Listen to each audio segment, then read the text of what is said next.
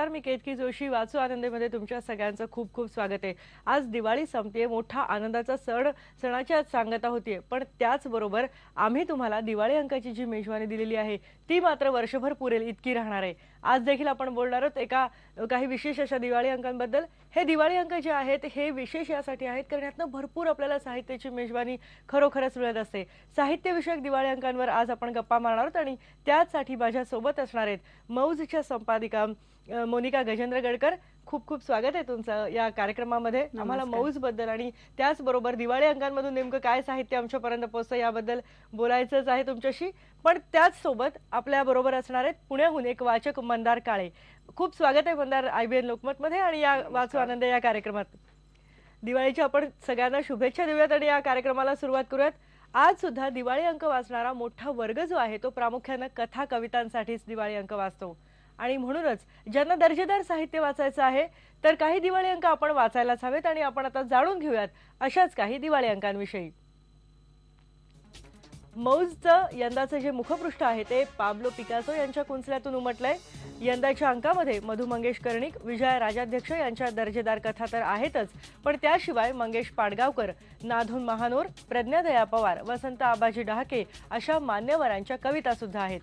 यंदा मौजेनं चित्रपटातील समाज या विषयावर परिसंवाद घेतला आहे आणि त्यामध्ये हरिश्चंद्राची फॅक्टरीचे दिग्दर्शक परेश मोकाशी यांची मुलाखत अगदी वाचण्यासारखी झाली आहे. मराठी मन आणि मराठी चित्रपट याविषयीचा सचिन कुंडलकर यांचा लेखही उत्तम आहे. आम आदमी पक्षाचा उदय आणि त्याचं निष्क्रिय होत जाणं यावरचा निळू दामलेंचा लेखही इंटरेस्टिंग आहे. तर यंदाचा दीपावलीचा जो अंक आहे तो सुद्धा अगदी वेगळा आहे. कथा कवितांसह ललित लेखांनी हा अंक सजलाय. या अंकामध्ये मिलिंद बोकील, नीरजा, मुकुंद टाकसाळे यांच्या कथा तर आहेतच, पण शिवाय अरुणा ढेरे, इंद्रजित भालेराव, हेमंत जोगळेकर यांच्या कविताही आहेत. आजीबाईंच्या जुन्या काळाची आठवण गाथेमध्ये अनिल अवचट आपल्याला गुंतवून ठेवतायत, तर उर्दू साहित्यामधल्या कृष्णचंद्र यांच्या योगदानाबद्दल नंदिनी आत्मसिद्ध यांचा उत्तम लेखही आपल्याला खिळवून ठेवतो. यंदा दीपावलीमध्ये स्त्रियांच्या नजरेतून पुरुष या विषयावरचा परिसंवादही आहे. आपण गप्पा मारायला सुरुवात करूयात. मॅडम, एक महत्त्वाचा प्रश्न असा विचारायचा आहे की पूर्वी साहित्य म्हटलं की दिवाळी अंक हे खरं तर समीकरण होतं, पण वर्षभर पुस्तकं येत असतात, साहित्याविषयीची वेगवेगळी पुस्तकं असतात. अशा वेळेला साहित्याविषयीच्या दिवाळी अंकांमधून काय वेगळं साहित्य मिळतं? कसं असतं की पुस्तकाच्या रूपाने जरी साहित्य आपल्या पुढे येत असलं तरी दिवाळी अंकाला ही एक फार मोठी परंपरा आहे आणि ते एक सांस्कृतिक मराठी मनाचं एक सांस्कृतिक प्रतिबिंब आहे. त्यामुळे वेगवेगळ्या प्रकारचे जवळजवळ 350-400 काय जास्तीच अंक एका वेळेला येतात आणि त्याच्यातून आपल्याला फार वेगवेगळ्या प्रकारचं साहित्य वाचायला मिळतं.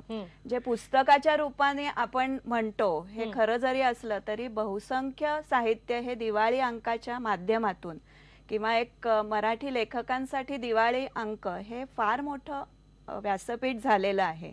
त्यामुळे अशा साहित्यातून निवड करून पुढे त्याची पुस्तकं झालेली आहेत. आतापर्यंत तरी हा इतिहास सगळ्यांना माहित आहे. म्हणजे अगदी अनिल अवचटांपासून आजचे अगदी नवीन असे साहित्यिक, अगदी मी घेतलं तरी सुद्धा आम्ही सगळे दिवाळी अंकातून लिहित लिहित आज त्याची पुस्तकं. मला याला धरून म्हणूनच विचारायचंय की तुम्ही स्वतः लेखिका आहात आणि मौज सारख्या एका मोठ्या आणि प्रतिष्ठित अशा दिवाळी अंकाचं संपादन तुम्ही करता.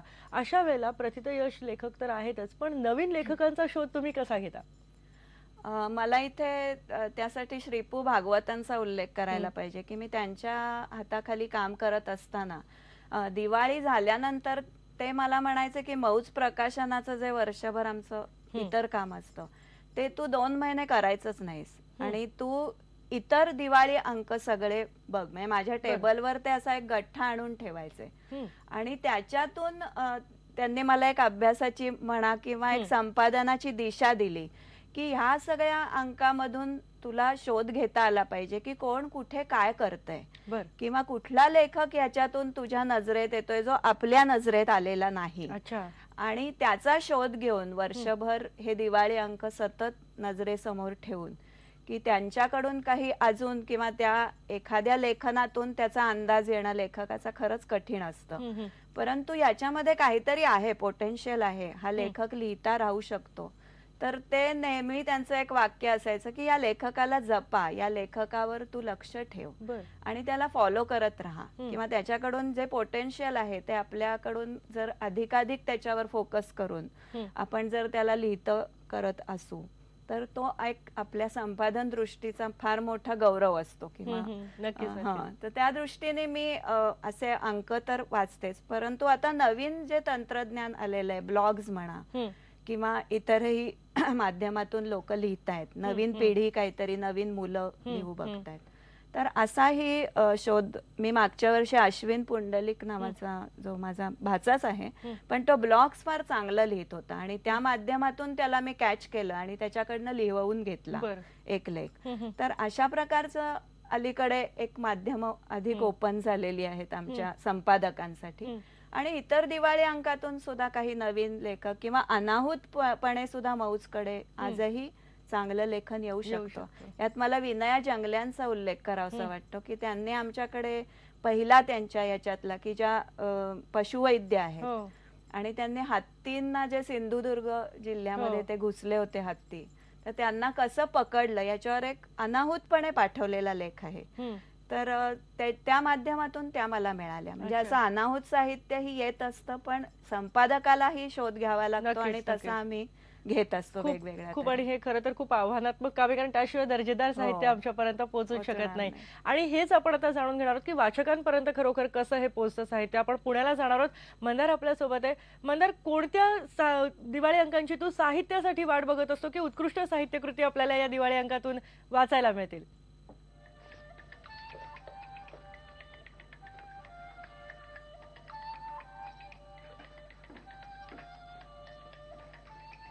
मंदार, आवाज येतोय?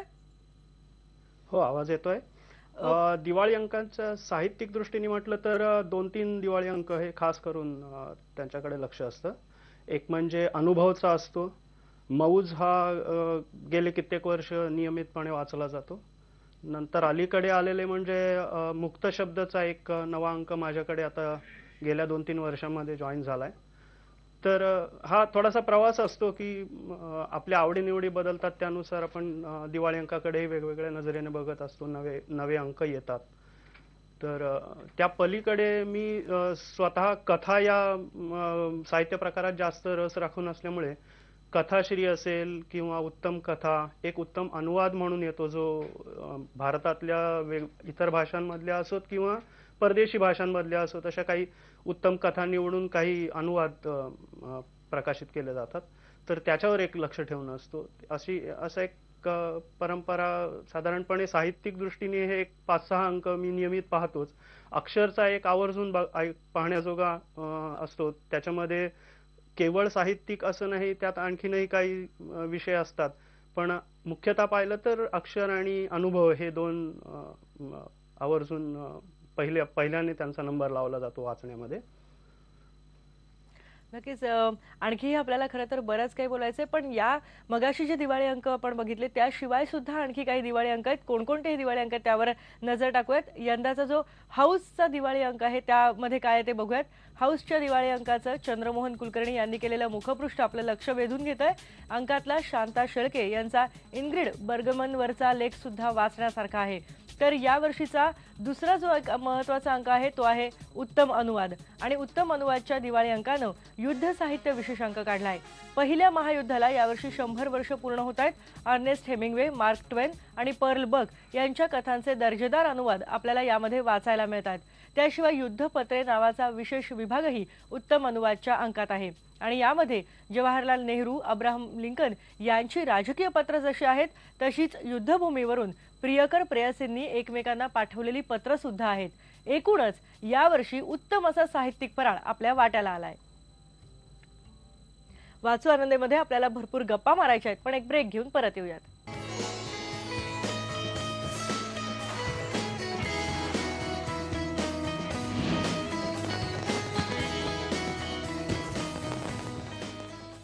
अनेक लेखकांच्या दर्जेदार साहित्यकृती आपल्याला वाचायला मिळतात साहित्यविषयक दिवाळी अंकांमध्येच, आणि त्याबद्दलच आज आपण बोलतोय. मोनिका गजेंद्र गडकर आपल्यासोबत आहेत. मॅडम, खूप चांगल्या लेखकांच्या ज्या साहित्यकृती आहेत त्या पहिल्यांदा मौजमधून आमच्या समोर आलेल्या आहेत. ही परंपरा एकीकडे सुरू ठेवायची आणि दुसरीकडे नव्याचा समन्वय साधायचा, ही कसरत कशी करता, हा समन्वय कसा साधता?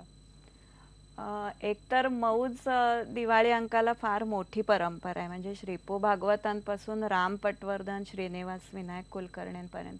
त्यामुळे ही जबाबदारी फार लहान वयात माझ्यावर आली आहे. त्यामुळे त्या जबाबदारीचं एक ओझंही वाटतं, आव्हानही आहेच. पण दुसरीकडे ही परंपरा इतकी समृद्ध परंपरा आहे की त्या परंपरेला छेद देऊन मी काही नवीन करावं आणि ते करण्याची गरज आहे असं स्वतःला मलाही वाटत नाही आणि वाचकांच्या दृष्टीनेही ते नसावं तशी अपेक्षा. पण प्रत्येक संपादकाची एक दृष्टी असते किंवा त्या दृष्टीचा ठसा त्याच्या मासिकावर किंवा याच्यावर उमटत असतो. त्यामुळे दुसरीकडे मी समकालीन जे काही लिहितेय किंवा मी आजच्या काळाची जी लेखिका म्हणवते, ह्या संबंध काळाची साक्षीदार म्हणून किंवा वाचक म्हणून किंवा लेखिका म्हणून या सगळ्या दृष्टीही माझ्या मौजमध्ये याव्यात असाही माझा प्रयत्न चालू राहणार आहे. परंतु परंपरेलाही सांभाळायचं, त्यालाही कुठलाही धक्का लावून न देता. परत जो मौजेची एक परंपरा आहे की ते दर्जेदार साहित्य किंवा गुणवत्तेशी कुठलीही तडजोड नाही, तेही सांभाळायचं आणि नवीन लेखक मिळवायचे, नवीन लेखकांकडनं लिहवून घ्यायचं. हे अतिशय कसरत आहे आणि दुसरीकडे मलाही माझ्या संपादनाचा ठसा मौजेवर उमटवायचा. बरोबर, खरोखरच ही एक खूप मोठी कसरत आहे. आपण यानंतर पुण्याला जाणार आहोत. मंदार आपल्यासोबत आहे. मंदार, एक वाचक म्हणून जे साहित्य विषयक दिवाळी अंकांमधून साहित्य येत आहे ते तुमच्यापर्यंत खरोखर तुम्हाला हवं तसं पोहोचतंय का? काय अपेक्षा आहेत तुमच्या अशा अंकांकडून?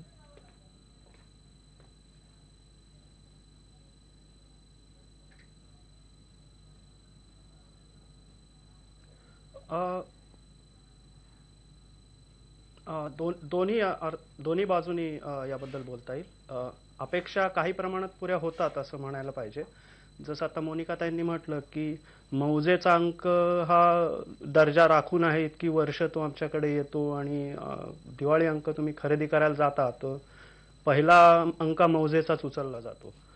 पण त्या पलीकडे जाऊन नवे अंक येतात, नवे लेखक काही प्रमाणात येतात. पण म्हणजे त्यातून खूप काही नव्या जाणीवांचे लेखक आलेत असं फारसं दिसत नाही. आता याच्यामध्ये नवं लेखन मिळालं नाही की कदाचित दिवाळी अंकाचे संपादक म्हणा किंवा प्रकाशक म्हणा हे त्यांच्यापर्यंत पोचू शकले नाहीत, असे दोन्ही शक्यता असू शकतात. साधारणपणे एखाद्या साहित्यिक दिवाळी अंकात माझी अशी अपेक्षा असते की 60-40 विभागणी असावी. 60% साधारण दर्जेदार वर्षानुवर्ष लिहिणारे लेखक असतील आणि एक 40% काही नवं त्यातून सापडावं. पण बहुधा आज ते प्रमाण 90-10च्या आसपास घुटमळतं आहे. सुदैवाने यावर्षी 1-2 नवीन लेखक पाहिलेत. म्हणजे त्यातला एक आवर्जून उल्लेख करायचा म्हणजे गणेश मतकरींचा. ते लेखक म्हणून जरी नवीन नसले तरी यापूर्वी आम्ही त्यांची पुस्तक या चित्रपटांची परीक्षणं अनेकदा वाचलीत. पण यावेळेला नक्कीच अनेक प्रयोग सुद्धा मंदार केले जात आहेत. खरं तर हळूहळू हे प्रयोग आपल्यापर्यंत नक्कीच पोहोचत राहतील. धन्यवाद मंदार, आमच्या या कार्यक्रमामध्ये सहभागी झाल्याबद्दल आणि वाचकांच्या अपेक्षा काय आहेत ते आमच्यापर्यंत पोहोचवल्याबद्दल. वाचू आनंदेमध्ये आपल्याला यानंतर सुद्धा काही बोलायचंय, पण एक ब्रेक घेऊन परत येऊयात.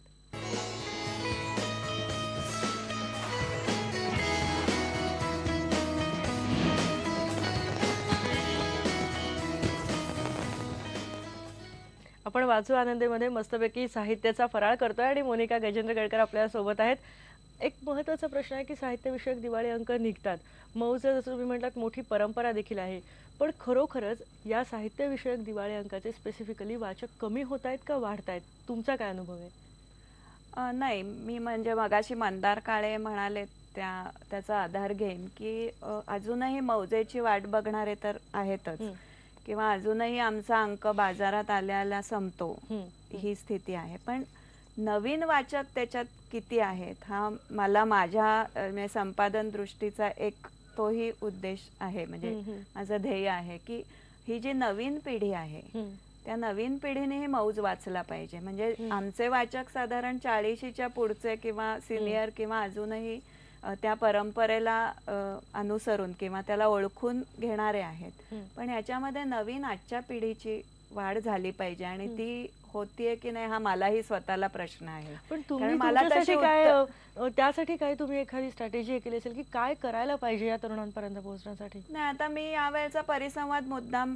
त्या दृष्टीने हे केलाय की आपण जो चित्रपट घेतो की त्याच्याकडे सवंग या दृष्टीने ही जी पिढी बघतीये एंटरटेनमेंट किंवा करमणुकीच्या माध्यमातून, तर त्याच्यामधला एक समाज जो आपण समाज वास्तव हा जो शब्द वापरतो त्याचा आणि सिनेमाचा काही संबंध असतो का, या दृष्टीने मी गणेश मतकरींसारखा आजच्या काळातला समीक्षक आणि जो चित्रपटाचा एक वेगळा विचार करतो त्याला घेऊन हा परिसंवाद आयोजित केलेला आहे की पठडीतला असं नाही तर एक तर दुसरंही आहे की आम्ही अभिजात कला हा सतत मौजेचा एक आस्थेचा विषय आहे. तर या दृष्टीने मी मागे शास्त्रीय संगीतावर सुद्धा 2 वर्षापूर्वी एक परिसंवाद घेतला होता की आजची जी पिढी आहे तिची बदलती अभिरुची आणि शास्त्रीय संगीत यांचा काही संबंध जोडता येतोय का, किंवा आता प्राची दुबळे यांचे मिस्टर समीर दुबळे त्यांना घेऊनच हा परिसंवाद केला होता. तर आजच्या काळाशी संबंधित असे विषय घेऊन की जे आजच्या पिढीला आपले विषय वाटू शकतील असे काही परिसंवादाच्या माध्यमातून मांडण्याचा प्रयत्न, किंवा कथाकार नवीन कथाकार आता समीर कुलकर्णींसारखा नवीन किंवा स्टीफन परेरांसारखा लेखक घेतलाय की जो आजच्या काळातलं काहीतरी मांडू बघतोय. बरोबर. अशा काही कथाही मी आणण्याचा प्रयत्न करते. त्या आमच्यापर्यंत पोहोचतायत देखील आणि असेच दिवाळी अंक याच्या पुढे सुद्धा उत्तमोत्तम तुम्ही काढत राहाल याबद्दल खात्री आमची. खूप खूप धन्यवाद या कार्यक्रमामध्ये आल्याबद्दल आणि आमच्याशी छान गप्पा मारल्याबद्दल. मलाही खूप आनंद झाला इथे येऊन. आणि आज वाचू आनंदेमध्ये आपण इथेच थांबतोय, पण हे 5ही दिवस आम्ही जो साहित्य फराळ जी साहित्याची मेजवानी तुमच्यासाठी आणली होती, जो हा आगळा वेगळा एक कार्यक्रम तुमच्यापर्यंत आम्ही पोहोचवलाय, हा तुम्हाला कसा वाटला हे आम्हाला सांगायला विसरू नका. इथेच थांबूयात. पहा फक्त IBN लोकमत.